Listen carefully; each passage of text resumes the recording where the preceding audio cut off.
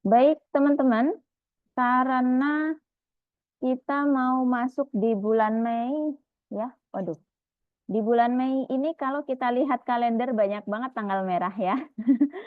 Jadi tanggal merah ini sebenarnya kesempatan buat kita untuk liburan, tapi karena TA-nya belum kelar, ya. Jadi mau nggak mau kita harus eh, puasa sebentar, gitu kan? Paling nggak di satu bulan besok di bulan Mei untuk menyelesaikan TA-nya. Karena kayaknya kurang satu bulan nih, ya penyelesaian naskahnya begitu. Kemudian em, saya nggak tahu ya Bu Tiffany apakah sudah memberikan informasi terkait pelaksanaan pendaftaran ujian hasil di periode 1 besok, gitu kan? Yang sebenarnya jadwalnya adalah, sebentar, saya eh, share dulu. Hmm. Ini terlihat ya kalender TA, teman-teman? Lihat, Bu. Ya. Kalau dilihat dari kalender TA, ini pendaftaran ujian proposal, proposal gelombang 2 ya atau periode 2 dan ujian hasil TA periode 1 sebenarnya untuk di semester ini ya. Jadi yang awalnya di tanggal 26 sampai 28 ini akan dimajukan teman-teman. Dimajukan di tanggal 22 Mei ya, di hari Kamis di sini. Saya balik ke kalender akademik ya. Udah berubah kan untuk gambarnya? Sudah Sudah, Ibu. Bu. Ya. Nah, jadi em, pendaftaran ujian hasil itu akan dilaksanakan tanggal 22 sampai tanggal 26. Kenapa hal ini diputuskan gitu ya oleh manajemen dan prodi? Karena ternyata di sini di tanggal 29 kayaknya 30, saya nggak tahu ya 30 ini libur juga apa enggak. Jadi 29, 30, 31 itu kita asumsikan itu libur ya.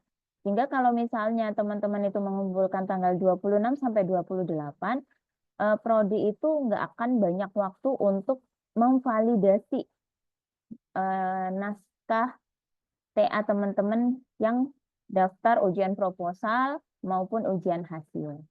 Karena apa? Karena di pekan Juni tanggal 2 sampai 7 itu sudah masa pengujian ya. Nah, ujian hasil di sini teman-teman hanya berupa cek naskah ya. Teman-teman jadi nggak perlu membuat PowerPoint. Jadi tolong di sini jangan disebarkan informasi bahwa ujian hasil nanti siap presentasi. Enggak ada.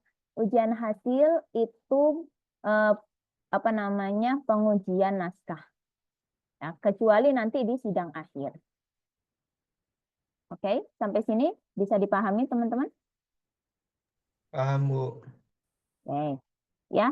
Karena eh, pengumpulan tidak ujian hasil itu dimajukan, maka ini berdampak pada target progres kita. Posisi kita ini di April ya, tanggal 28 gitu. Dan 28, 29, 30. Terus tanggal 1 ini libur ya. Libur eh, tanggal 2 masuk, tanggal 3 libur lagi, tanggal merah. Dan kayaknya tanggal 12, 13, 14 ini juga tanggal merah ya. Jadi tolong itu dimaksimalkan. Nah, saran saya adalah di tanggal 28, 29, dan 30 ini, teman-teman yang belum menyelesaikan revisi ujian proposal, buruan dikerjakan dan segera dikirimkan ke dosen penguji. Nah, itu saran saya. Ya, jadi segera dikirimkan. Bu, saya sudah mengirimkan. Bagaimana, Bu? Kalau gitu, segera tanyakan ke dosen penguji apakah revisi sudah diterima atau belum. Dan segera minta tanda tangan persetujuan revisi. Ya, kalau misalnya, Bu, saya sudah em, tanya ke dosen pengujinya, tapi masih belum direspon. Oke, paling enggak ada waktu sampai Mei. Ya, Kalau misalnya, Bu masih belum direspon, ya udahlah, gitu kan. Paling nggak pekan kedua, pekan ketiga ini udah terakhir. Karena apa? Di tanggal 22 teman-teman itu sudah bisa untuk daftar ujian hasil. Ya, tapi saya berharapnya sih di pekan ini teman-teman sudah menyelesaikan proposal dan sudah dapat tanda tangan surat persetujuan revisi. Karena ini kalau di mahasiswa SI itu pada apa namanya menyerahkan revisi dan minta surat tanda tangan persetujuan revisi, ya. Kemudian yang aplikasinya belum cepat juga diselesaikan, ya, paling enggak di pekan ini. Karena pekan depan mau nggak mau teman-teman itu harus turun lapangan untuk pengujian misalnya ya. Plus ini teman-teman harus juga mulai membuat draft bab 4 gitu. Mulai menyusun ya.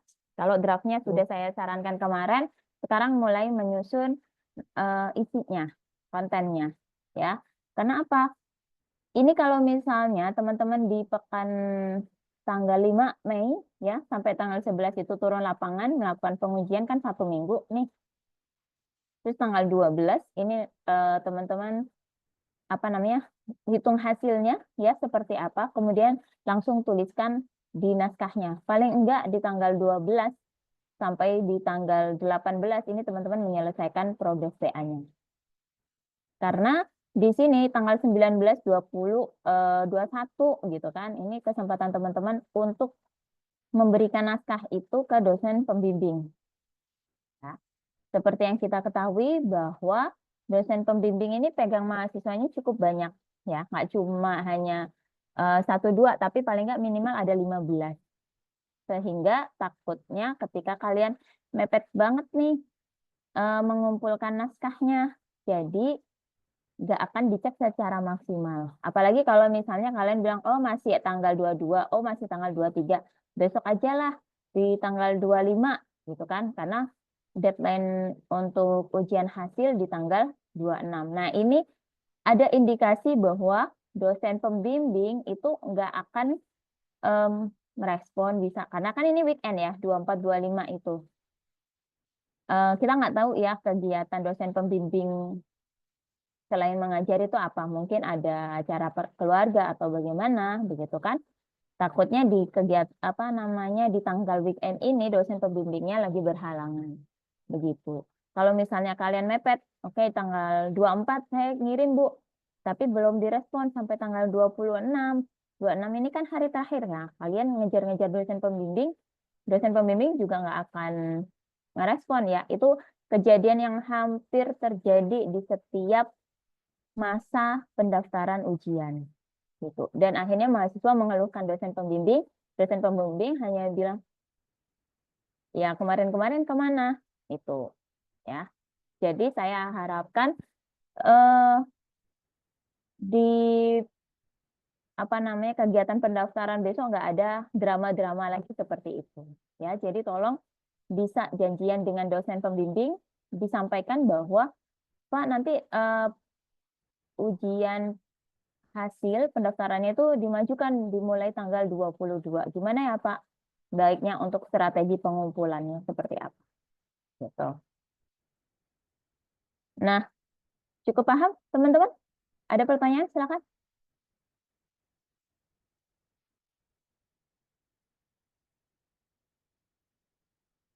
Oke, bisa diikutin ya. Kemudian teman-teman di sini sebenarnya ada informasi yang penting dan akan disampaikan oleh Bu Tiffany langsung terkait persyaratan pendaftaran ujian hasil ya. Tapi saya nggak bisa membocorkan itu ya karena memang mungkin belum fix atau apa. Makanya di sini teman-teman diagendakan di hari Jumat tanggal 2 gitu kan. Kalau nggak salah tanggal 2 deh insya Allah. Nanti ada sosialisasi pendaftaran ujian hasil ya by Zoom kok. Jadi kalau misalnya teman-teman mungkin bisa izin atau bagaimana ya sembari kerja bisa izin untuk mendengarkan arahan Bu Tiffany gitu. Karena mungkin ada persyaratan-persyaratan terbaru yang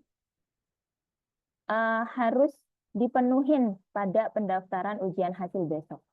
Gitu. Nah, di sini persyaratan terbarunya seperti apa?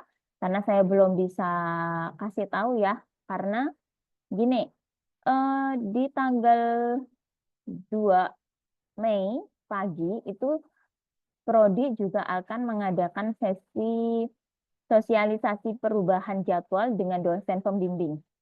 Itu pagi. Kalau nggak salah kalian itu dijadwalkan siang deh. Cuma saya lupa. Iya nggak sih? Siang ya? Udah di-share belum informasinya?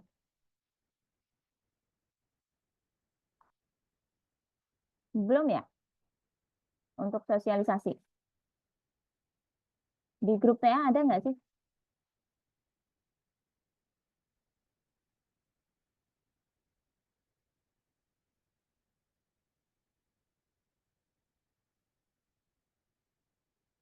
Nggak ada ya?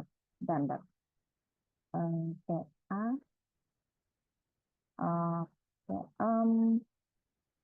Oh iya, jam 9 pagi hari Jumat itu sesinya dengan dosen pembimbing. Insya Allah siang deh sama teman-teman. Ya.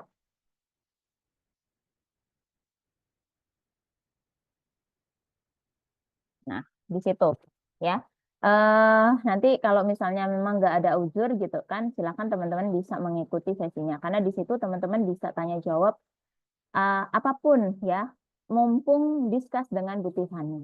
Gitu. Jadi kalau misalnya ada persyaratan ujian yang terbaru itu seperti apa, bisa dijelaskan dengan Bu Tiffany. Jadwalnya bagaimana, tips untuk menghubungi dosen pembimbing yang mungkin selama ini susah untuk dihubungi. Nah, teman-teman bisa sharing juga di situ. Oke? Nah, karena saya nggak bisa membocorkan, mungkin saya beri sinyal aja gitu ya, bahwa em, dipastikan teman-teman ketika nanti pembuatan aplikasi, ya pastikan aplikasi itu bisa dijalankan gitu. Jadi bisa respon ya. Makanya kalau misalnya teman-teman sekarang itu masih membuat aplikasi, tolong dicek ya. Karena apa? Waktu sidang akhir nanti itu ada sesi khusus untuk kalian mendemokan aplikasinya. Begitu. Biasanya kita sidang akhir itu dikasih waktu 15 menit ya. 15 menit itu biasanya saya bilangnya gini, 7 menit untuk presentasi, sisanya adalah untuk demo gitu, demo aplikasinya. Ya, jadi dipastikan di situ em, apa namanya aplikasinya, sistem informasinya atau semacamnya itu bisa dijalankan dengan baik. Bu, kalau misalnya aplikasinya itu nggak berhasil waktu pengujian gimana? Ya nggak apa-apa. Ya, yang penting ada responnya. Nah, yang nggak berhasil itu kan nanti teman-teman bisa tulis di bab 4 bagian analisis. Kenapa kok sampai fitur tersebut nggak berhasil ya? Begitu. Tapi yang jadi concern saya, yang perlu saya ingatkan di teman-teman adalah pastikan aplikasinya itu bisa berhasil. Karena apa? Karena di semester lalu itu teman-teman ada temuan nih. Ternyata aplikasi yang sudah sampai tahap sidang akhir itu masih belum layak untuk diujikan. Gitu. Saya nggak tahu statusnya mahasiswa tersebut apakah diluluskan atau enggak gitu ya. Tapi itu menjadi pertimbangan untuk semester ini aplikasinya harus harus bisa respon, harus bisa dijalankan. Karena kalau nggak gitu berarti nggak direkomendasikan untuk ujian hasil atau sidang akhir. Ya, itu. Nah, untuk persyaratannya seperti apa mungkin lebih lanjutnya akan dijelaskan oleh Bu Tiffany nanti di hari Jumat. Begitu. Nah, itu ya. Jadi tolong hati-hati ya di sini pas apa ada temennya ya. Ya, Andre pas diuji 100% berhasil, pas demo malah ada bug. Nah, itu juga ya. Tolong dihati-hati sekali kejadian-kejadian yang seperti ini ya. Kalau misalnya memang ada apa-apa gitu kan, tolong segera konfirmasi ke dosen pembimbingnya masing-masing. Begitu. Karena di semester lalu ya semester lalu kalau nggak salah itu memang ada mahasiswa yang aplikasinya itu karena update software atau apa terus jadi error begitu, dan saya sarankan memang ya udah cepet diberesin gitu mumpung masih ada waktu. Nah karena ini teman-teman menurut saya waktunya jadi sangat sangat mepet juga gitu ya, bagaimana nanti mengkondisikan laptopnya, mengkondisikan semuanya supaya nanti nggak terjadi error baik waktu ujian hasil maupun di sidang akhir ya. Kalau nggak salah di sidang akhir itu jadwalnya kapan?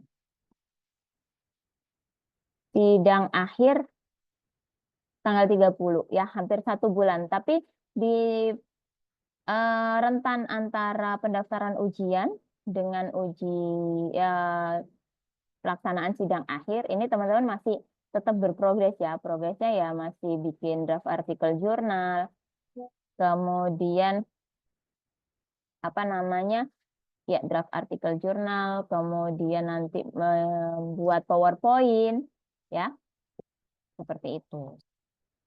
Oke, sampai sini ada pertanyaan, silakan. Oke. Assalamualaikum Ibu.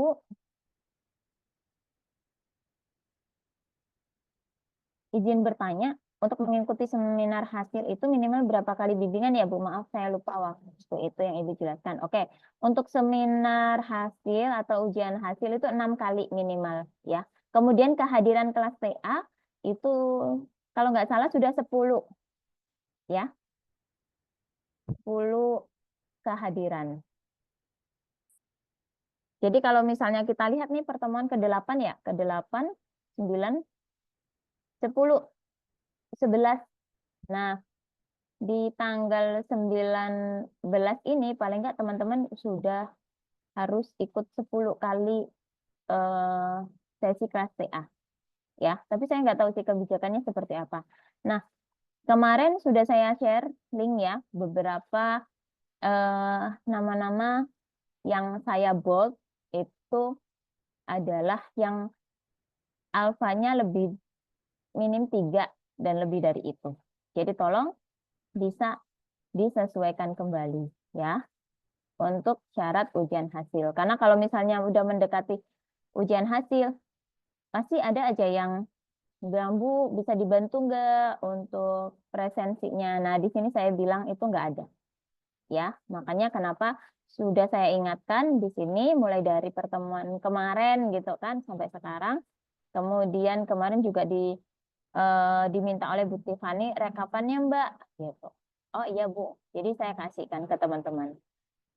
Nah, di situ teman-teman kalau misalnya untuk presensi ya masih ada yang terkendala, Bu di pertemuan ini kan saya hadir ya, tapi kenapa kok di Alfa? Nah, seperti itu silakan nanti bisa menghubungi Mbak Azra. Ya, Mbak Azra ada nggak ya eh, di room?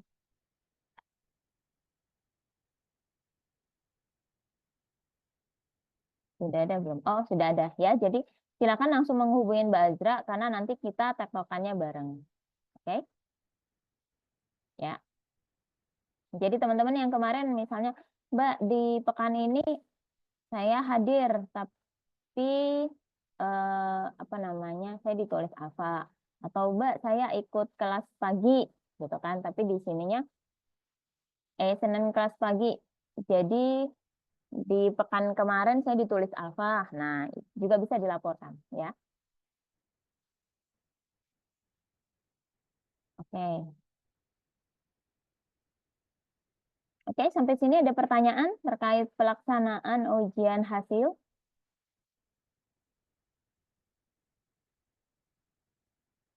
Cukup? Cukup ya. Oke, baik. Saya stop share. Saya bacain beberapa pertanyaan yang masuk dulu.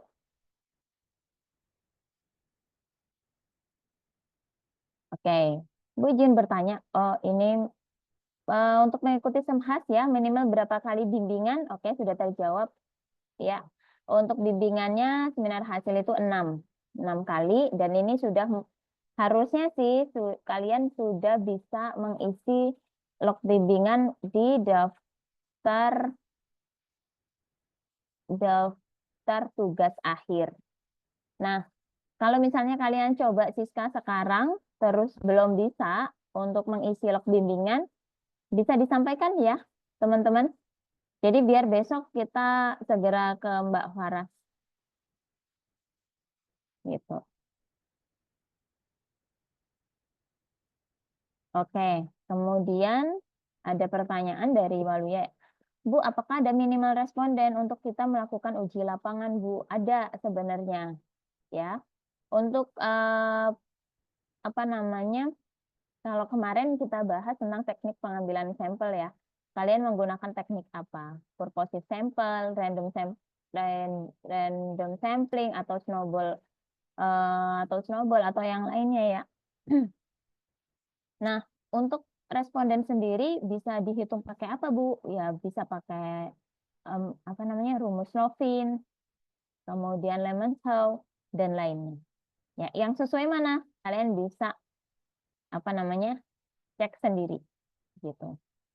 Nah, kalau ditanyain lagi, Bu, kalau misalnya rumus Lovin itu adanya sekian, Bu. Misalnya dari respondennya 100 gitu ya, pakai rumus Lovin, kita ketemunya respondennya misalnya 75 gitu. Nah, kalian diskusikan dengan dosen pembimbing, ternyata kata dosen pembimbing, jangan 75, 10 aja cukup. Nah, itu harusnya ada dasarnya. Kenapa kok kalian mengambil respondennya hanya 10? Begitu. Itu harus dituliskan di bab 3. Idealnya seperti itu. Ya. Jadi naskah kalian memang kaya gitu ya, kaya untuk informasi. Gitu. Ya. Cukup, Waluyo? Oke. Dari Gadra ya. Bu mau tanya, jika saya mau ubah isi dari bab 3 masih boleh nggak ya? Boleh banget. Judul pun masih bisa diubah juga. Ya. Jadi gini teman-teman, asumsinya adalah ketika kita ujian proposal, itu dosen penguji kan akan menilai, mereview bab 1, 2, dan 3. Ya, itu. Nah, nanti waktu ujian hasil, dosen penguji itu akan mereview naskah kalian secara lengkap. Mulai dari abstrak, bab 1, 2, 3, daftar pusaka, sampai lampiran. Di rubrik pun itu yang dinilai. Kenapa kok dinilai lagi dari bab 1? Karena penguji nanti akan melihat apakah ada penyesuaian-penyesuaian terbaru.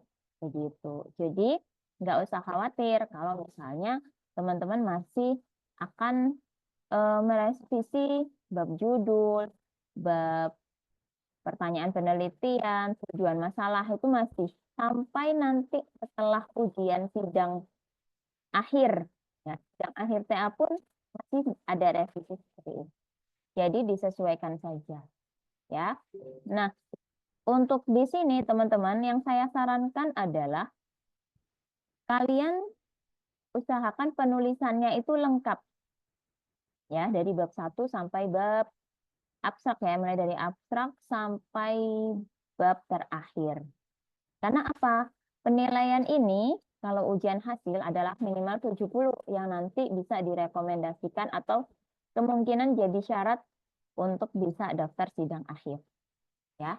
Dan kalau saya sarankan adalah segera kejar sidang akhir itu di semester ini. Karena apa? Kalau enggak, misalnya kalian, Bu, ada satu yang nggak terpenuhi nih, saya sidang akhirnya di semester depan aja. Gitu.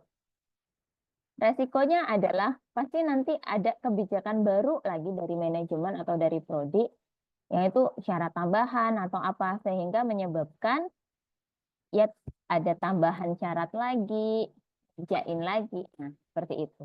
Ya. Jadi kalau saya sih segera selesaikan di semester ini. Begitu. Kemudian ada pertanyaan lagi, Bu, untuk pendaftaran ujian hasil apakah ada periode kedua, Bu? Periode keduanya di semester selanjutnya, ya. Deriamsi Ritonga. Jadi untuk di semester ini hanya ada ikut ujian proposal sendiri atau ujian hasil sendiri. Begitu. Hanya 1 kali waktu. Ya. Kalau semester lalu ya ada, tapi ternyata ketika dievaluasi kegiatan tersebut nggak cukup efektif, ribet di Siska dan prodinya. Apalagi untuk pendaftaran ujian hasil di semester genap itu sangat banyak, ya. Jadi prodi akan lebih susah ngaturnya juga, dan Siskanya juga akan lebih susah ya untuk diatur, harus proposal dulu, nginputin nilai, kemudian baru bisa ngebuka fitur yang daftar tugas akhir. Dari situ akhirnya kebijakan untuk semester ini tidak ada ujian proposal dan ujian hasil yang dijadikan satu jadwal. Jadi teman-teman hanya bisa daftar 1 ujian saja, mau ujian hasil atau ujian proposal, ya. Gitu. Kemudian ada pertanyaan dari Rohimin. Bu, untuk ikut ujian hasil itu ada minimal bimbingan dan pertemuan TA. Ya, apakah dihitung dari dan ulang, Bu? Kan di Siska di bagian ujian hasil itu dibimbingan masih kosong, Bu. Berarti bimbingan dulu atau bagaimana? Ya, ya Rohimin, sekilas sudah saya jawab ya. Kemudian ini teman-teman silahkan nanti dicek Siskanya. Sudah bisa isi daftar bimbingan di daftar akhir belum? Di fitur itu dulu. Nah, kalau sudah bisa, silakan isi dulu yang progres bimbingan kalian selama pengerjaan proposal. Ya. Di sini ada yang sudah buka Siskanya?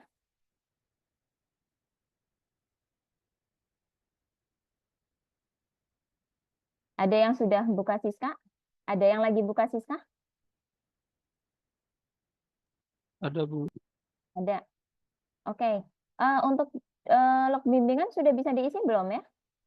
Di Siska, teman-teman? Siapa nih yang lagi buka Siska?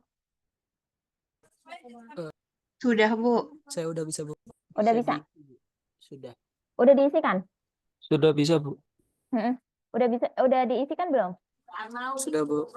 Nah, untuk proposalnya silakan data bimbingan proposal itu diinputkan kembali ya di daftar TA. Gitu. Udah 6 belum, teman-teman? Sudah, Bu. Sudah, Bu. Kan minimal 6 ya. Jadi sudah aman sebenarnya kalau dari segi bimbingan. Gitu. Terus untuk presensi di Siska sampai sekarang udah ada alfa belum? Yang aman di Siskanya untuk presensi kehadiran kelas TA? Ada? Resen, boleh? Yang aman sampai di pertemuan ke berapa ini? 7. 8. 7 berarti dia terakhir. Sampai di pertemuan ke-8.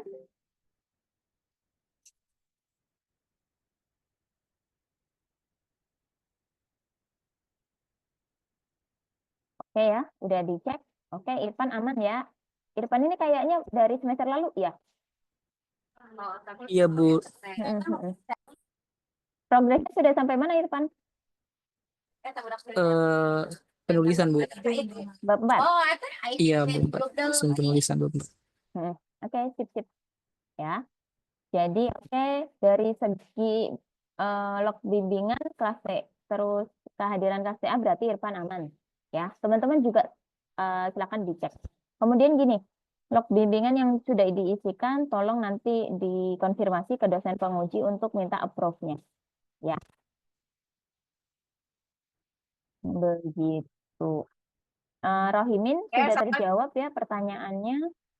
Terus Rian Romansyah, Bu izin bertanya, sesi pertemuan ujian proposal di sesi sebelumnya, apakah sesi tahap 2 ini saya tinggal lanjut aja Ibu di tahap ujian akhir?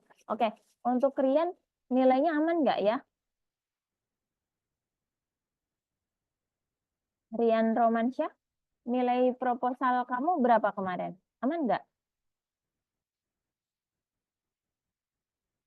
Kalau di atas apa minim 70 sih harusnya sudah bisa ikut ujian hasil gitu. Ya, paham, Rian? Rian bisa dipahami? Ya, semoga bisa ya. Oke. Dari Abdul Basit ya, maaf Bu, untuk ujian proposal cuma ada di bulan Maret ya Bu. Di kalender tidak ada ujian proposal kedua. Ada ujian proposal kedua bulan Mei. Ya, sering-sering cek grup bimbingan atau TA Prodi. Ya, itu. Di ulti aja sih Pak nih, Abdul Basit nih. Ya, teman-teman. Jadi sering-sering cek grup bimbingan atau TA Prodi ya. Oke. Oke. Raka, gini-gini. Bu, sampai sekarang Vario belum ada bimbingan lagi nih. Gimana ya? Ada kemarin hari Jumat. Oke. Ehm,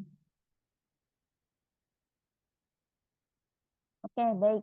Pak Rio ini kayaknya lagi hektik ya di pekan ini. Jadi manajemen itu lagi hektik karena ada visitasi prodi bisnis digital. Jadi tiga, 3 hari kalau nggak salah. Senin hari ini, besok sama lusa ya. Jadi mungkin untuk manajemen Bu Tiffany, kemudian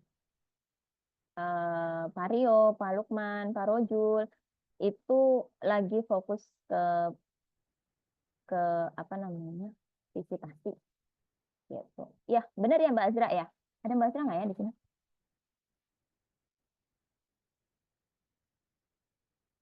Ya, benar ya Mbak Azra ya.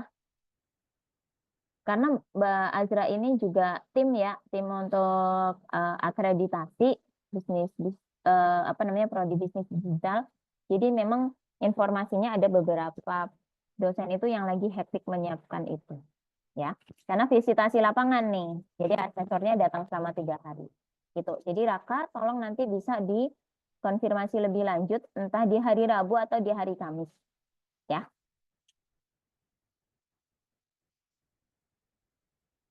Oke, oke.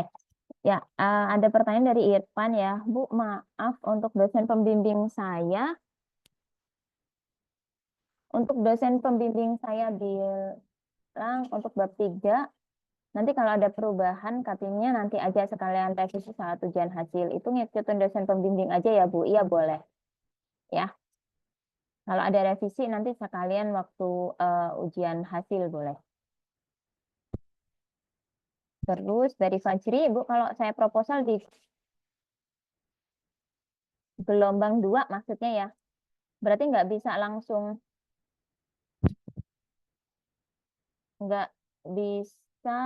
hasil ya Bu. Berarti semester depan baru bisa hasil lagi di gelombang 2. Iya, betul ya Fajri. Bentar. Fadil Bu, bimbingannya bisa digabung sama yang proposal nggak Bu? Untuk mengisi log bimbingan memang harus digabung ya. Karena tadi asumsinya eh, apa namanya? Untuk ujian hasil itu kan penguji akan menilai dan merevisi bab 1 sampai bab 3. Bab bab bab naskah lengkap ya. Jadi ya, jadi kalian bab proposal kemarin diisikan aja ya.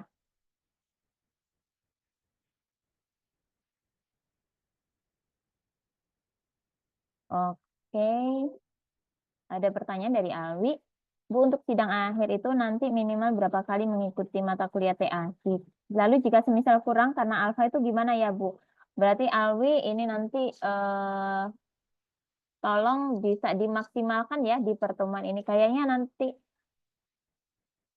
bukan sidang akhir deh persyaratannya, tapi sidang hasil ya, gitu. Oke, Wina betul ya. Rekap bimbingan proposal dipindahkan ke log bimbingan ujian hasil. Oke, aman, aman. Oke. Oke, Gadra. Untuk bimbingan sudah saya jelaskan ya.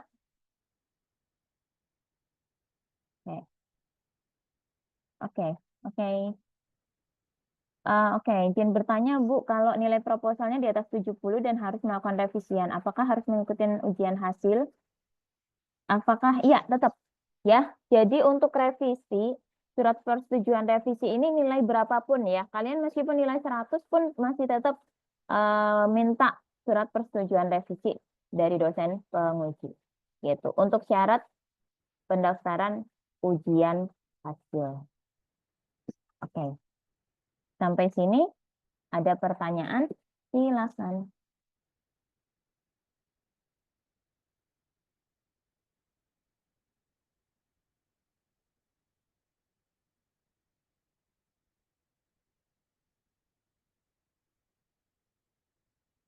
Oke, yang mau tanya? Ada lagi? Egi? Egi, ada pertanyaan? Ya Bu, mohon maaf saya ingin bertanya Bu. Tapi sebelumnya suara saya kedengeran Bu. Maaf agak berisik mungkin. Cukup aman sih. Saya, mohon maaf sebelumnya Bu. Tadi saya sebelumnya mungkin sempat dengar juga tadi saya tentang yang apabila memang kita memungkinkan berarti boleh ya Bu. Kalau misalnya merubah judul apabila memang kita udah selesai ujian proposal gitu Bu. Tapi kita merubah, cuman dia nggak merubah 100% 360 derajat, cuman mungkin konsepnya aja yang dirubah, itu masih bisa memungkinkan ya. Oke, masih bisa ya, Egi dan teman-teman. Jadi perubahan itu masih bisa dilakukan sampai nanti selesai sidang akhir.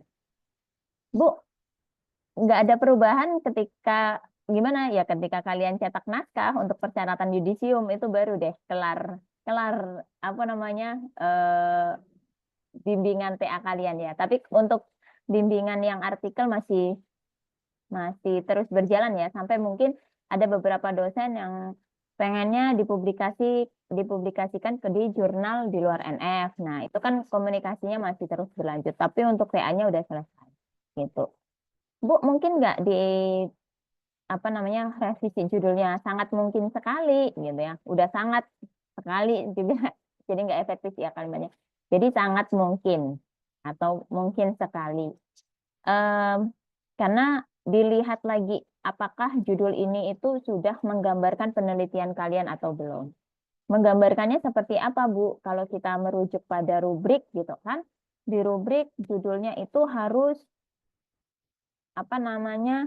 eh menggambarkan sebentar. Saya cek dulu.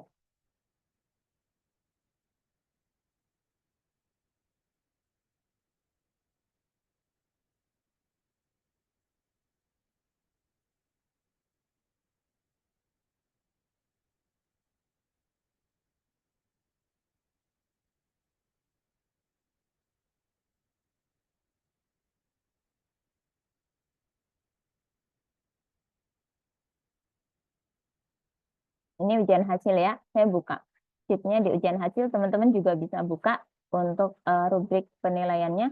Jadi judulnya jelas, berbentuk kata benda, pekerjaan, dan mengandung informasi objek apa dan dengan cara apa.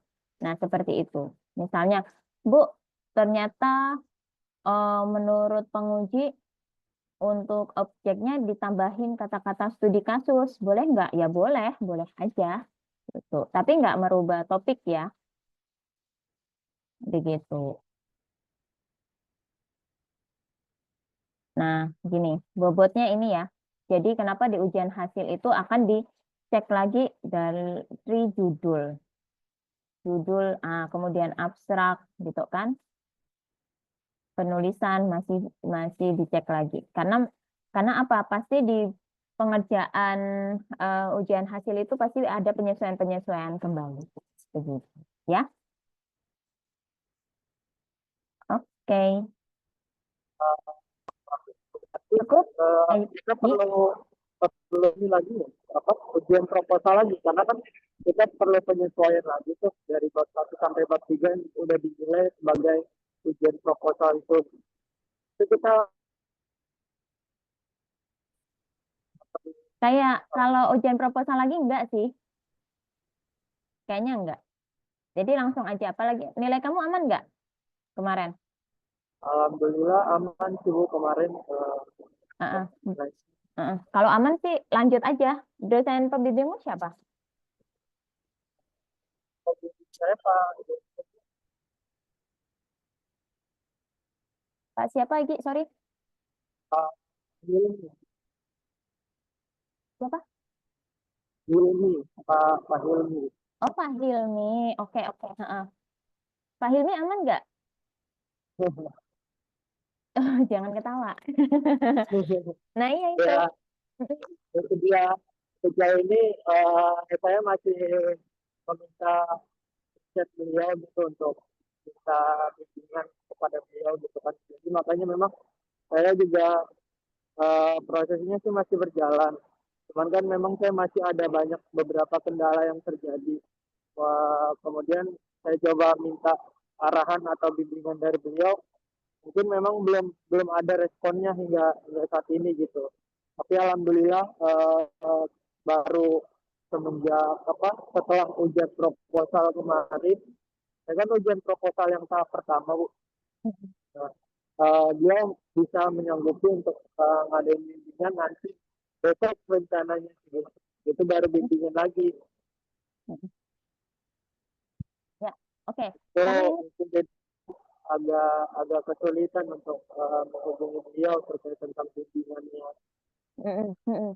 Nah, ini karena kalau besok misalnya bimbingan dan ketemu Pak Hilmi, tolong disampaikan gitu ya, Egi atau teman-teman yang lain bahwa Pak ini bimbing apa untuk ujian hasilnya pendaftarannya dimajukan di tanggal 22. Kira-kira Bapak bisa dihubungin atau kita ada sesi konsultasi itu di hari apa gitu. Atau bagaimana tipsnya supaya saya bisa ikut ujian hasil di periode ini, di semester ini. Gitu ya. Jadi biar beliaunya juga notif, oh iya, berarti saya harus meluangkan waktu juga. Gitu. Nah, kalau misalnya kendalanya Egi dan teman-teman yang lain, Bu, saya ada kendala di penulisan atau apa gitu kan. Nah, itu bisa misalnya kalian sharing ya di sesi kelas ini boleh gitu. Karena mungkin saya juga dengan keterbatasan wawasan di bidang IT atau nanti bisa teman kita sambil sharing ke teman-teman yang lain ya apakah penulisan itu sudah sesuai atau apakah ada yang perlu ditambahkan atau ada masukan dari dosen pembimbing yang pembimbing lain yang memberikan saran yang sama nah misalnya gitu jadi kita bisa saling sharing begitu nah kemudian juga hmm, kamu harus banyak-banyak baca baca naskah penelitian terdahulu gitu. Untuk topik kamu ada nggak yang ditulis udah ditulis oleh angkatan atas? Kalau saya lihat-lihat sih belum ada Bu buat topik saya karena dari topik tema saya sendiri ini saya bangun dari topik tempat pekerjaan saya gitu. Jadi emang saya doang ada lagi. Nah, topiknya apa? Eh, jadi ya sekalian saya juga mau nanya ini juga terkait tentang topik. Kan saya apa ya namanya buat sistem ujian aplikasi online gitu berbasis model gitu berbasis model eh, untuk mencegah kecurangan dalam mengatasi pembatasan akses internet di sekolah SMP sekolah SMP ini gitu kan. Nah, jadi saat ini kan saya memiliki kendalanya itu adalah pada saat pembangunan sistem ujiannya ini nih Bu. Nah, kira-kira tadi yang seperti yang saya tanyakan terkait tentang perubahan judulnya tadi, apakah memungkinkan gitu? Misalnya saya memang dari pembuatan sistemnya mungkin gagal. Saya mau merubah topiknya gitu, tapi masih masih selaras dengan topik yang saya ajukan ini gitu. Kira-kira bagaimana? Ya, oke. Kalau menurut saya ya, gagal atau tidaknya itu nanti tergantung di pengujian, ya. Kemudian kamu cek lagi fitur-fitur kamu itu apakah memang 100% gagal semua atau ada beberapa fitur yang masih berhasil gitu ya. Misalnya minim kan 5 fitur tuh. Oh, yang gagal ada 2. Sorry, yang gagal atau nggak bisa dijalankan itu ada 3, tapi yang 2 masih aman. Ya udah, ketika dosen pembimbingnya bilang lanjut, lanjut aja, gitu. Kalau menurut saya, ya, karena gini, yang diminta oleh prodi itu adalah bisa berjalan, gitu loh. Tapi kalau misalnya memang Bu sistem informasinya atau fitur ini itu belum berhasil, nah itu kan paling nggak berarti sistem itu kan bisa berjalan ya, tapi nggak berhasilnya di mana itu yang kemudian nanti dianalisis. Kenapa? Nah, kalau misalnya memang itu yang dianalisis, kamu itu bisa menuliskan lagi di saran. Ya, jadi kendalamu itu misalnya ada fitur untuk mencegah contek mencontek gitu ya, pakai fitur apa, terus ada kendalanya di mana gitu kan, itu kamu tuliskan di saran bahwa penelitian ini itu bisa dilanjutkan oleh penelitian selanjutnya dan disarankan penelitian selanjutnya menganalisis fitur ini dengan menggunakan misalnya apa ya, pakai framework apa atau apa gitu. Itu bisa ya, menurut saya gitu. Cuma untuk pastinya apakah memang bisa dilanjut atau enggak ya Bu? Menurut saya sih seperti itu. Kalau misal masih bisa berjalan, ya oke lanjutkan. Tapi untuk fix eh, bisa apa namanya dilanjutkan atau tidak itu nanti kamu diskusikan lebih lanjut dengan dosen pembimbing karena yang meng-ACC kan beliau ya. Dan itu tadi karena dengan Pak Hilmi ini agak-agak susah ya, jadi Pak Hilminya juga perlu dipegangin nih biar ngebantu sampai lulus paling nggak 2 bulan ini aja Pak gitu kan. Jadi tolong nanti komunikasi dengan Pak Hilmi yang baik gitu kan. Kira-kira nanti bisa diskusi lagi kapan dan itu usahakan kalian juga progresnya bisa cepet ya. Begitu, Egi. Yang bisa saya sarankan itu Egi. Ya, baik, Bu. Berarti emang tetap saya harus tanya ke pembimbing saya. Karena saya juga agak bingung buat tanya ke beliau juga mungkin agak susah gitu. Semoga sih besok saya bisa sampaikan semuanya. Iya, bisa. Nah, kalau misalnya gini, ketemu dengan beliaunya hari Jumat atau sebelum hari Jumat? Uh, Besok juga hari Selasa. Oh, Belum oke. Jumat banget. Nah, maksud saya gini, karena kan kamu akan ada sesi dengan Bu Tiffany itu di hari Jumat, ya. Kalau misalnya nanti di kerjaan itu bisa izin sebentar untuk mengikuti sosialisasi. Nah, kamu ikut di sesinya Bu Tiffany dan kamu sampaikan itu, ya. Mungkin nanti ada masukan dari Bu Tiffany yang istilahnya akan membantu kamu juga untuk menyelesaikan atau bisa ikut daftar daftar ujian hasil di semester ini gitu ya.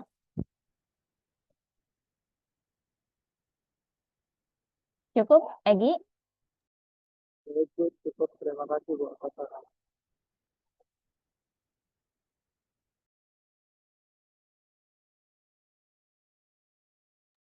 Oke, ada pertanyaan lagi teman-teman?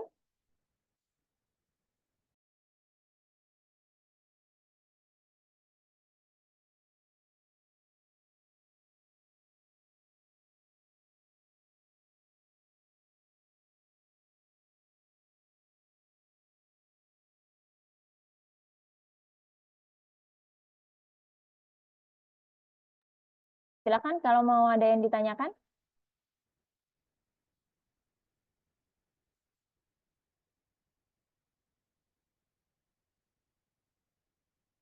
Oke, sebentar. Sebentar. Ini Faisal ada di kelas ini ya? Faisal? Ya ada Bu. Gimana nih kendalanya? Bu itu di Siska apa itu namanya tampilannya masih seperti yang saya kirim ke Ibu Bu. Screenshotnya. Kalau di itu diklik tambah bisa nggak? Bisa Bu kalau diklik tambah. Sebentar. Ini kan daftar tugas akhir. Ini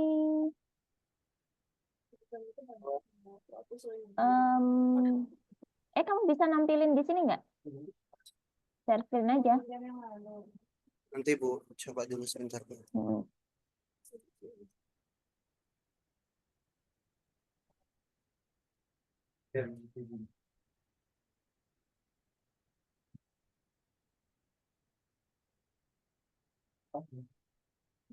Sudah bisa terlihat Bu?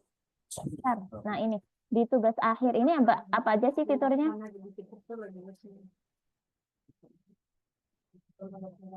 Ada konsultasi, daftar daftar tugas akhir Bu.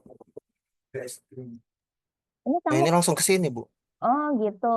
Ini daftar tugas akhir itu saya nggak tahu ya. Apakah ini belum diisikan oleh prodi atau gimana? Yang lainnya apakah sistemnya kayak gini juga?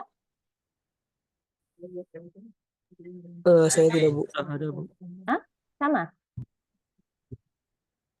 Sudah ada isinya Bu. Oh, sudah ada isinya. Oh, oke.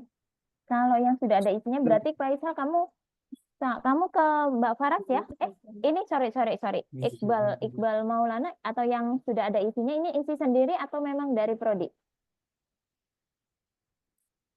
Dari prodi Bu. Oh, dari prodi. Oke. Berarti Faisal coba besok hubungin Mbak Faras ya. Ya baik Bu. Cuma gini, saya nggak tahu Mbak Faras jadi tim akreditasi nggak Mbak Azra?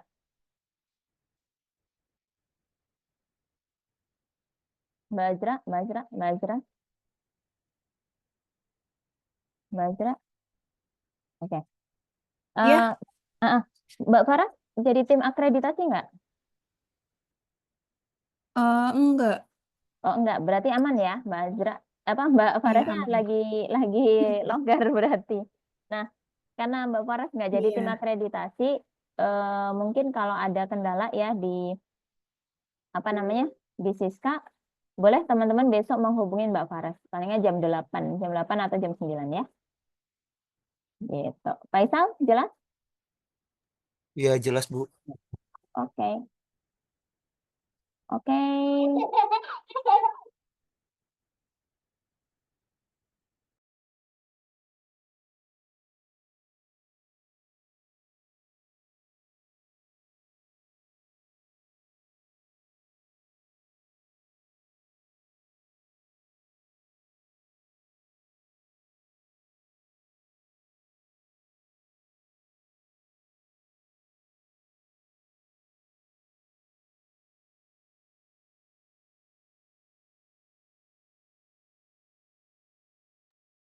Oke, ada pertanyaan lagi teman-teman? Silakan.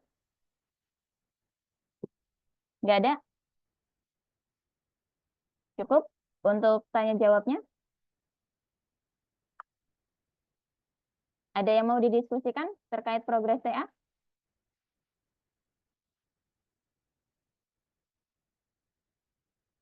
Oke, nggak ada ya. Sebentar, saya cek dulu. Ini Muhammad Farhan ada di kelas ini nggak? Muhammad Farhan?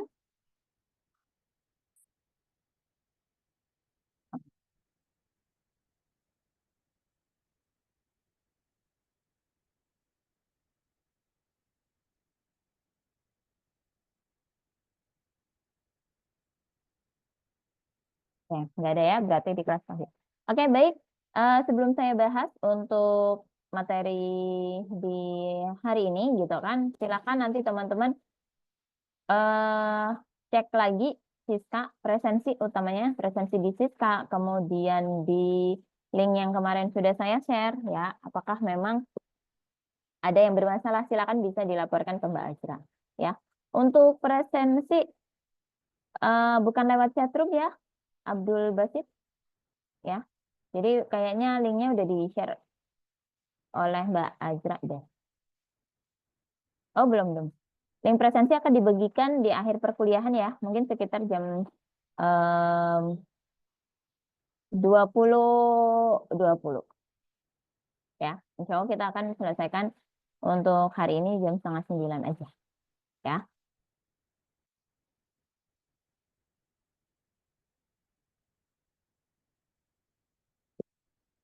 Oke, teman-teman kalau nggak ada pertanyaan ya atau progres TA yang perlu dibahas, mungkin akan saya sampaikan ini adalah pengujian penelitian tugas akhir.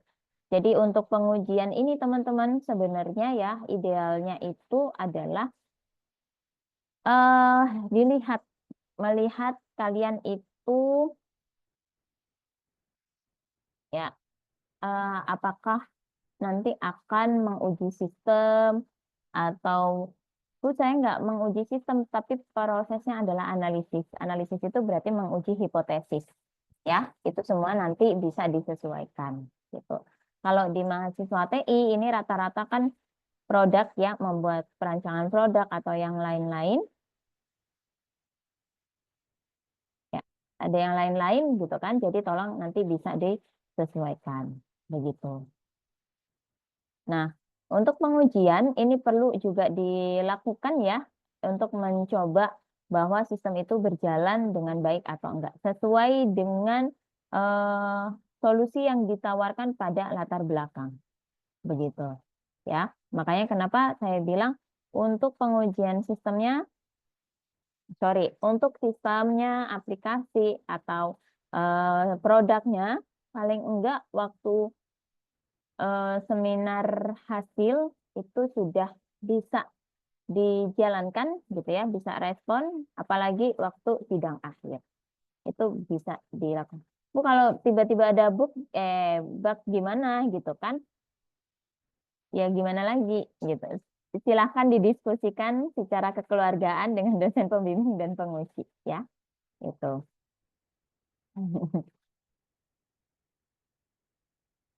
Oke, sebentar saya jawab satu dulu. Bu, izin tanya kalau penguji ujian hasil sama penguji seminar proposal sama? Iya, sama. Ya, gitu. Oke, cukup ya di sini. Nah, pengujian penelitian ini teman-teman merupakan tahap pengujian ya dari software, biasa aplikasi, website, atau produk IT lainnya kepada user untuk memastikan bahwa software tersebut itu dapat digunakan dan diandalkan. Gitu. Tujuan pengujian ini menemukan kesalahan atau bug-nya pada software, kemudian memastikan kinerja software-nya, kemudian mengevaluasi keamanan software, meningkatkan kinerja software, memastikan software itu sesuai dengan kebutuhan user, dan memastikan software memenuhi persyaratan teknik dan bisnis. Nah, tujuan-tujuan ini yang saya nggak tahu ya, di tujuan kalian pengujian software itu untuk apa, tapi itu harus disesuaikan dengan latar belakang, rumusan masalah, tujuan, rumusan masalah nggak kali ya? Bisa sih. Bisa rumusan masalah, tapi dalam bentuk pertanyaan ya. Kemudian nanti di tujuan, manfaat, kemudian nanti dituliskan lagi pada bab 3 di proses atau tahapan pengujian ya, jelaskan secara detail pengujian ini untuk apa. Kemudian nanti bab 4 dijabarkan secara lengkap. Gitu. Oke, cukup jelas ya di sini. Nah, ini adalah beberapa pengujian yang saya searching ya. Ini sebenarnya materinya sama seperti semester lalu. Jadi kalau misalnya nanti ada yang nggak sesuai atau ada yang perlu ditambahkan, teman-teman bisa sampaikan. Nah, jenis pengujian yang tepat itu seperti apa, Bu? Sesuaikan dengan TA kalian masing-masing. Ya, ini adalah yang saya temukan bahwa pengujian itu ada black box testing, ada white box testing, ada gray box testing, ada UAT, ada system integration testing ya, kemudian ada system usability scale dan questionnaire. Ya, nah, kalau black box testing sendiri adalah metode pengujian perangkat lunak atau aplikasi lainnya untuk mengetahui ya apakah aplikasi ini dapat berjalan optimal atau tidak. Gitu. Pada pengujian ini mengedepankan nilai input dan outputnya. Ya, apakah memang input yang dimasukkan itu outputnya sesuai dengan yang diharapkan. Ya, jadi nggak ngelihat proses di dalamnya. Seperti itu. Itu yang saya pahami dari black box testing. Ya. Di sini untuk black box testing itu ada tes fungsional. Jadi pengujiannya pada sisi fungsional fitur yang dibuat. Kemudian ada tes non fungsional. Ya, jadi yang pengujiannya fokus pada fungsi tambahan. Ya. Oke, ada tes regression. Ya, tes regression ini mengkombinasikan antara tes fungsional dan non fungsional. Seperti itu, ya. Black box testing ini yang paling banyak dipilih oleh mahasiswa NS. Gitu. Ya. Kemudian ketika saya cek gitu kan, ini mahasiswa kok banyak yang black box testing, apakah selain black box testing itu ada? Ternyata ada. Ya, ada white box testing, ada gray testing juga, ya. Nah, kalau ini contoh black box testing ya, pasti kalian juga yang lebih paham lah.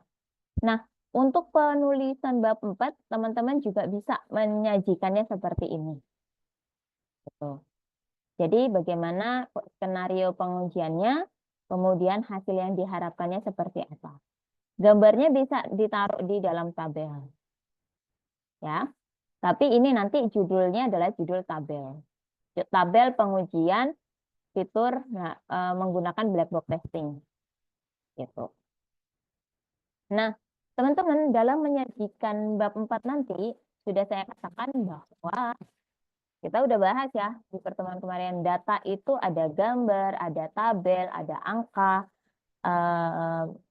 kemudian grafik dan lain-lainnya. Nah, di bab 4 jangan biarkan data itu hanya ya data saja, tetapi perlu kalian maknai. Ya, memang apa namanya, kita nampilkan tabel saja itu penguji juga bisa baca, tetapi perlu dimaknain supaya nanti maksud dari peneliti ya ketika menuliskan tabel ini atau mencantumkan sebuah gambar itu persepsi antara satu orang dengan orang lainnya itu tidak beraneka ragam ya. Makanya kenapa kemudian ada tabel, ada gambar dan itu perlu dimaknai. Nah, oke. Kemudian ini ya keuntungan dan kekurangan black box testing. Jadi keuntungannya black box testernya nggak memiliki relasi dengan kode. Saya nggak tahu kode di sini apakah kode yang di bagian back end atau gimana ya. Kemudian persepsi pengujinya itu sangat sederhana karena mungkin hanya melihat di fitur ini saya inputkan apakah nanti outputnya sesuai dengan yang saya harapkan atau enggak gitu. Nah, penguji dan developer keduanya berjalan dengan independen, ya nggak bergantung. Terus lebih efektif digunakan untuk eksekusi kode dalam skala besar. Kerugiannya adalah kasus uji sulit tanpa dirancang spesifikasi yang jelas dan beberapa bagian dari backend nggak diuji sama sekali, ya. Ini black box testing. Oke, dari black box testing ada pertanyaan? Karena black box testing ini yang paling banyak ya, yang dipakai. Ya, Raka. Bu, suara saya terdengar nggak? Mm-mm. Mau nanya, kan kalau saya kan itu pakai machine learning ya, dan itu kayak gerakan tangan CP. Nah, itu kan termasuk input nggak Bu buat hal itu? Iya, bisa. Kan kebaca nanti. Oh iya. Nah, Mm-mm. terus saya juga pakai apa namanya? Lagi testing itu UAT ya. Nah, itu kan lebih ke arah lebih ke arah itunya. Berarti saya misahin buat dashboard testing itu buat ngetes pendeteksiannya aja tuh nggak apa-apa ya Bu. Terus buat usability testing itu buat keseluruhan lebih ke arah desain dan tampilan dan performa itu nggak apa-apa gitu. Uh-uh. Bu maaf di mute mic-nya. Iya, saya mute. Soalnya lagi ditanyain ini pasukan kecil saya. Ya, bentar. Oke.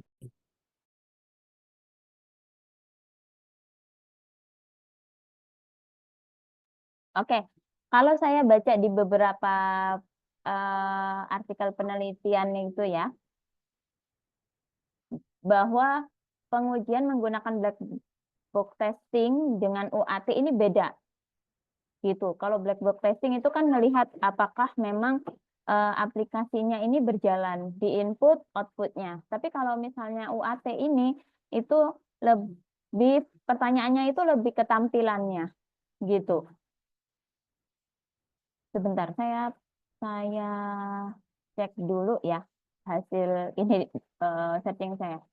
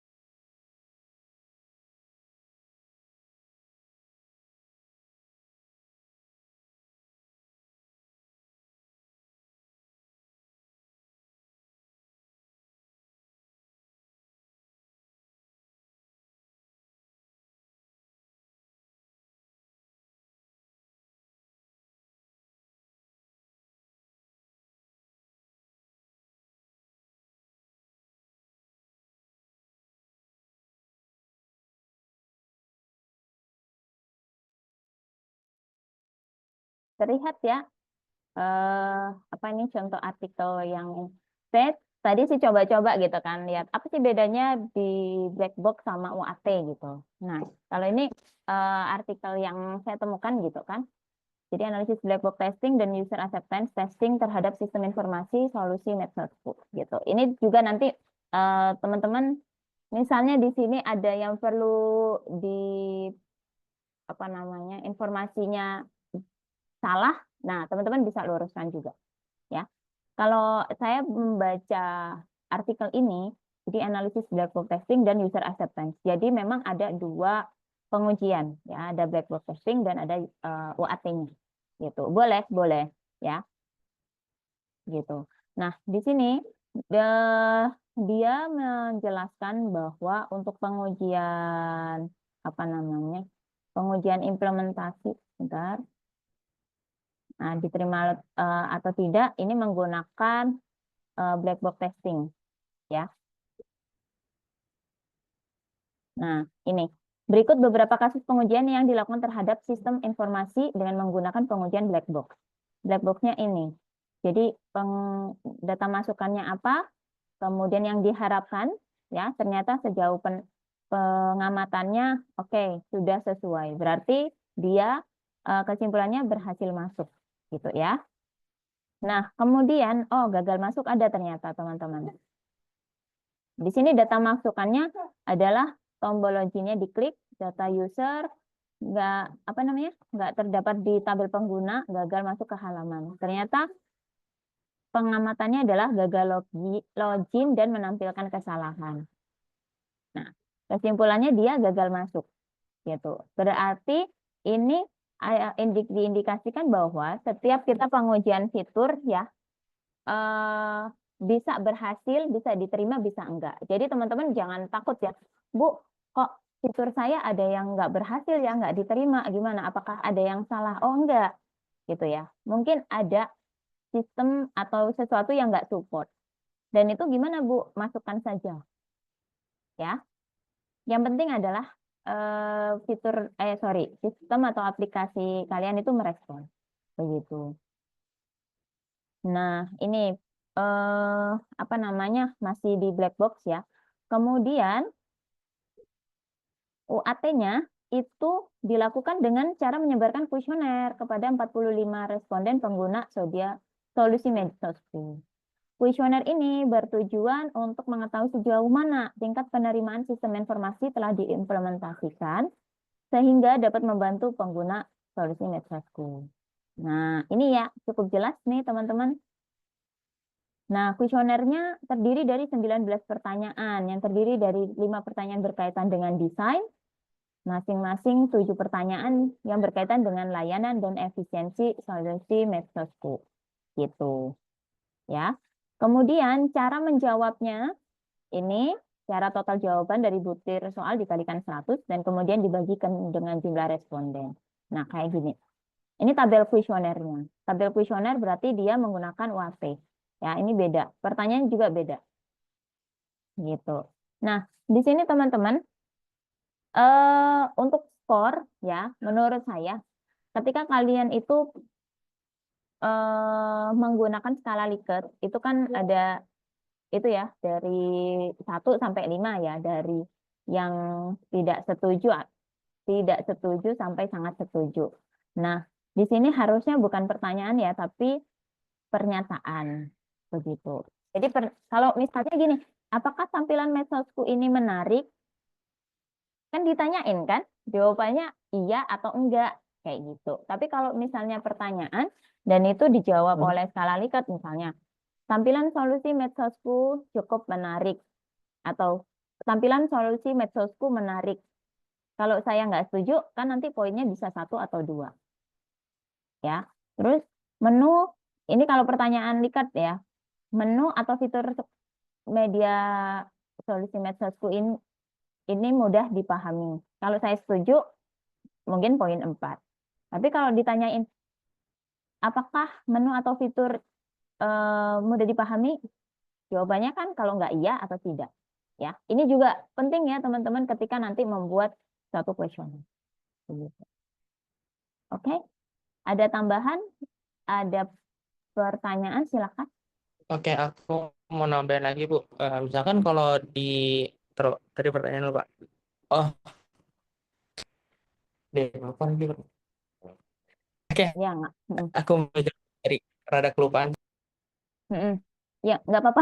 Diingat aja nanti ya. Berapa?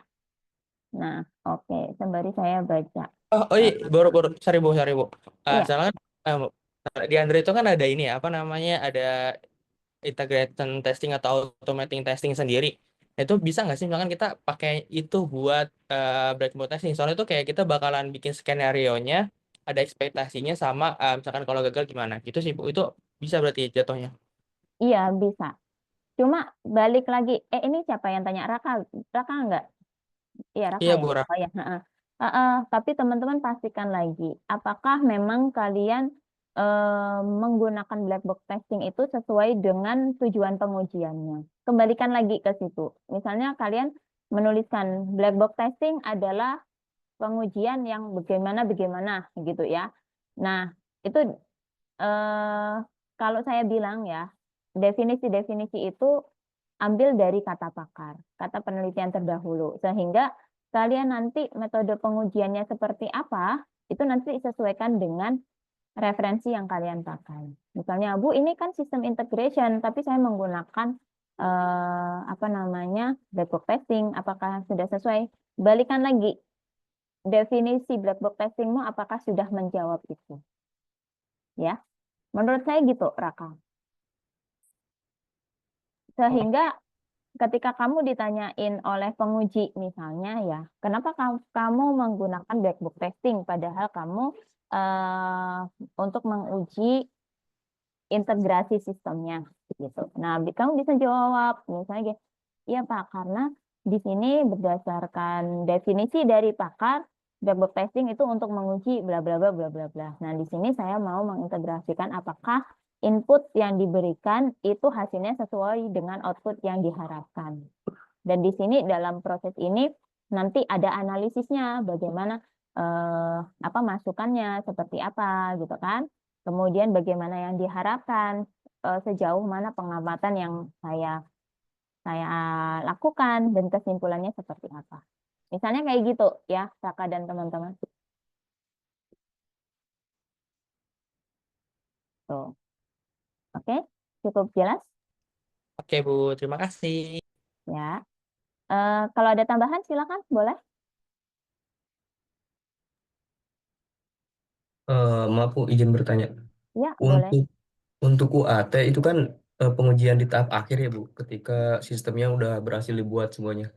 Nah, itu untuk pengujiannya itu ada minimalnya apa enggak? Soalnya saya nulis di bab 3 itu hanya peneliti sama pembimbing aja yang nguji di UAT-nya Oh, gitu.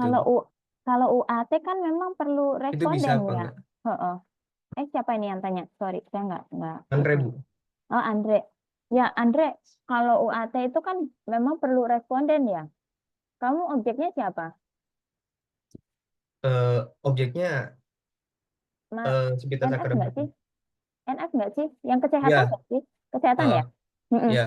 Nah, itu menurut saya, kamu itu cari responden yang berdasarkan kriteria kamu, gitu. Makanya kenapa saya kemarin bilang, hmm, carilah orang-orang, misalnya kamu pakai purposive sampling ya, karena kamu mencari responden di NF itu yang mungkin usianya produktif. Produktif itu kan berapa ya?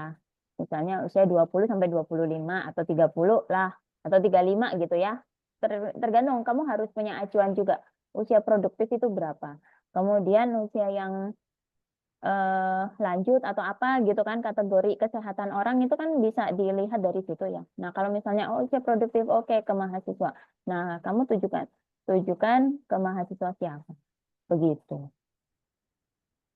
Berarti di bab 3 itu harus ada penjelasan pengumpulan datanya berupa kuesioner kayak gitu ya Bu. Oh, oh. Itu kalau Hmm. saya ya, eh, begitu. Tapi kenapa waktu kemarin itu nggak bilang ya? Siapa tuh dosen pembimbingnya? Eh, Jadi saya hanya ini kan saya coba tulis buat sebar kuesioner juga kata kata beliau, nggak usah, kita pakai ini aja katanya. Pakai observasi sama wawancara udah katanya. Terus bingung saya di UAT gimana kalau kayak gitu? Berarti itu nanti ditanyakan lagi, Pak, di UAT-nya gimana ya Pak? Gitu. Apakah memang eh, hanya responden yang kamu wawancarai? Nah gitu. Tapi menurut saya ya kan apa namanya? Karena penelitian ini itu gini loh, kalau kita melakukan penelitian di naskah ya, pikiran saya sekarang itu bahwa kita itu menulis nggak cuma untuk sekarang, tetapi juga untuk masa depan, yang otomatis naskah kalian itu dibaca oleh orang lain, gitu. Jadi tampilkan detail mungkin gitu loh, ya sebaik mungkin. Jadi yang menjawab sehingga apa nanti naskah TA kalian, artikel kalian itu bisa disitasi oleh orang lain, dan itu kan nambah pengetahuan ya, itu udah amal jariah hitungannya begitu. Iya kan? Ya, Kayak Bu. gitu. Tapi kalau misalnya kita orientasinya, udah lah yang penting udah lulus. Nah, itu balik lagi ke pribadi. Tapi menurut saya, ketika kita melakukan penelitian kan memang harus terbuka dan semuanya baik kata pakar gitu kan. Jadi harus ada acuannya. Nah, seperti itu. Kalau misalnya Andre dibilang, udah nggak usah pakai ini, bisa ditanyakan lagi, Pak, nanti UAT-nya seperti apa ya? Gitu. Ya. Terus kalau misalnya ya udah yang diwawancarain aja sama yang diobservasi. Nah, pengujimu siapa? Pak Imam, Pak Imam ya. Saya nggak tahu sih Pak Imam. Imam Harmai. Maksudnya Pak Imam itu tingkat kritisnya bagaimana. Tetapi apa yang misalnya tiba-tiba saya tanya gini ya, kamu sudah menyiapkan jawabannya. Siapa tahu nanti Pak Imam menanyakan hal yang sama, kamu sudah menyiapkan jawaban akademiknya, gitu. Baik, Ya, Bu. jadi jangan sampai gini. Iya Pak, kata pembimbing saya nggak pakai responden hanya observasi. Nah itu juga nanti malah kamu, wah ini anak nih mengkambing hitamkan saya, nah kan gitu ya. Nah, Ya, Bu. makanya sebelum ke arah sana kamu pastikan, Pak nanti UAT saya itu seperti apa, saya butuh responden apa. Karena menurut saya masyarakat NS itu cukup mudah untuk ditemuin ya, gitu. Ya kan nggak jauh-jauh begitu ya. Iya, Bu. Eh, Jadi coba didiskusikan secara kekeluargaan ya Andre ya dengan dosen pembimbingnya. Ya, oke. Ada pertanyaan lagi? Baik, Bu. Terima kasih, Bu. Oke. Nah, silakan. Sorry teman-teman yang tanya by chatroom saya nggak bisa baca ya. Saya nggak tahu. Ini kan kayaknya Zoom saya yang lagi error. Jadi bisa open mic aja gitu. Tapi sejauh yang saya searching saya menemukan ini gitu. Karena awalnya tadi juga saya dibikin PowerPoint, terus contohnya masih salah, makanya saya bikin lagi. Nah, ini perhitungan untuk UAT-nya, ya. Kesimpulannya seperti apa juga, gitu. Ini kayaknya baru deh. Oh ya, 2024. Sistem informasi ya. Saya bisa nggak sih ini? Nanti saya share ke kalian deh. Bisa nggak ya? Masuk nggak ya? Nah, itu ya, silakan kalau ada yang butuh untuk artikelnya. Sudah saya share di chatroom. Masuk nggak linknya?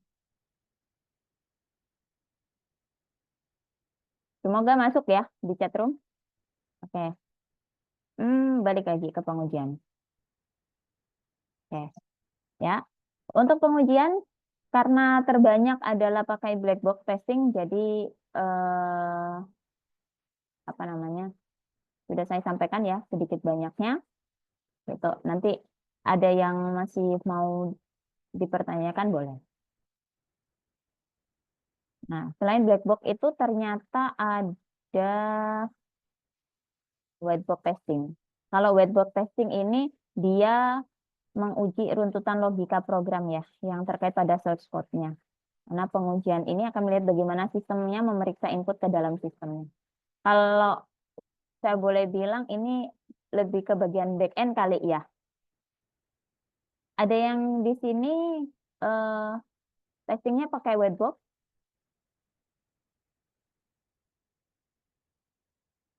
Ada yang pakai white box di sini? Nggak ada?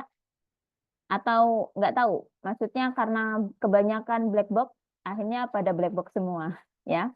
Tapi balik lagi, mau pakai black box testing, mau pakai white box testing, kalau saran saya adalah diserahkan ke kata pakar, ya. Kemudian alasan kalian menggunakan pengujian itu apa?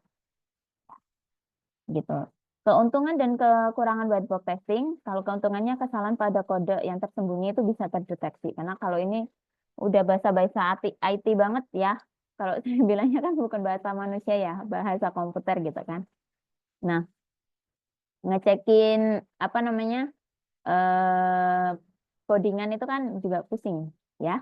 Jadi ini orang-orang IT yang untuk pengujian back end mungkin lebih lihat source code-nya seperti apa begitu. Kemudian memperkirakan partisi yang telah dilakukan melalui eksekusi yang setara. Dan developer memberikan alasan detail mengenai implementasi yang dilakukan.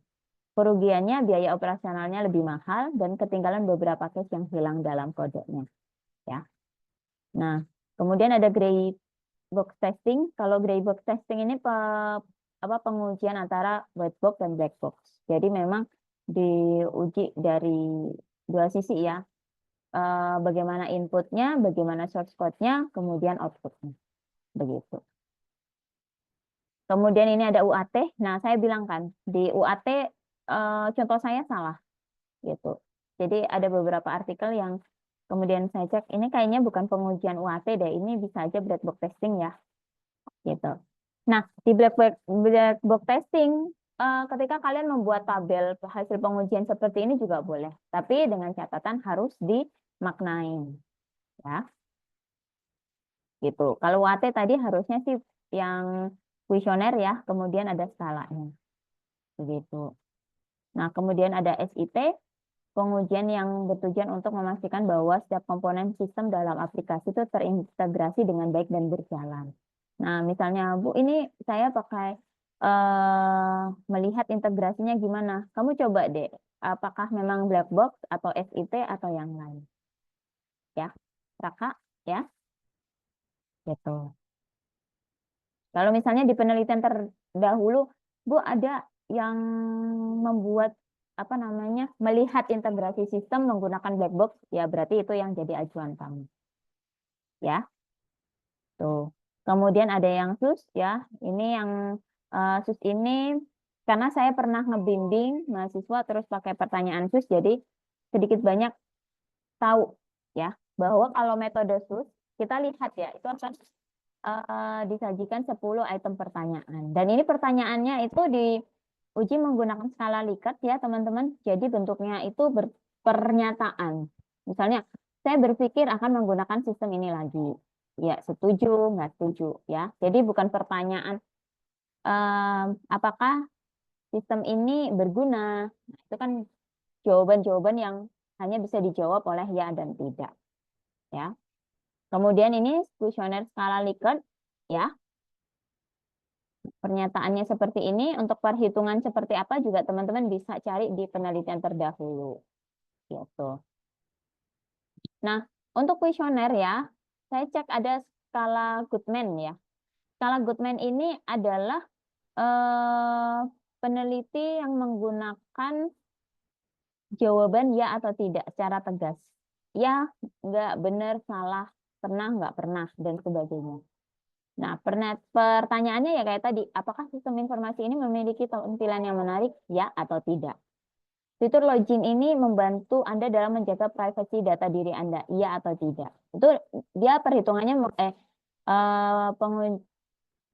penggunaan skalanya pakai Goodman. Tapi kalau Likert, itu tadi, setuju, tidak setuju, sangat tidak setuju, gitu ya.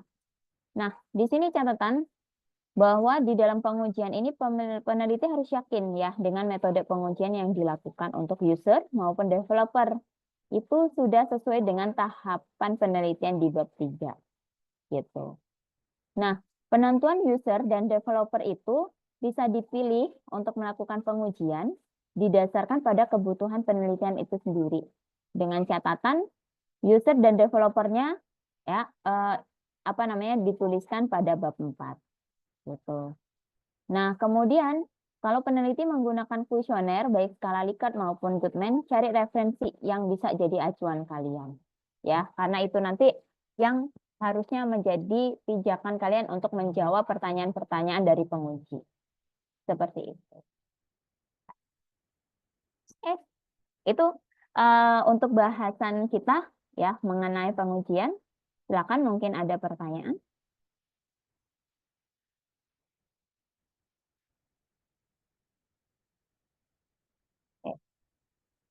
Udah ada? Cukup? Ya. Sebentar. Mbak Azra, link presensinya sudah di-share? Sudah. Sudah ya? Ini Oke. mau di-share. Ya, silakan bisa di-share aja Mbak Azra. Oke. Sembari teman-teman mengisi kuesioner, apakah ada pertanyaan? Silakan. Sebelum kita tutup untuk diskusi hari ini.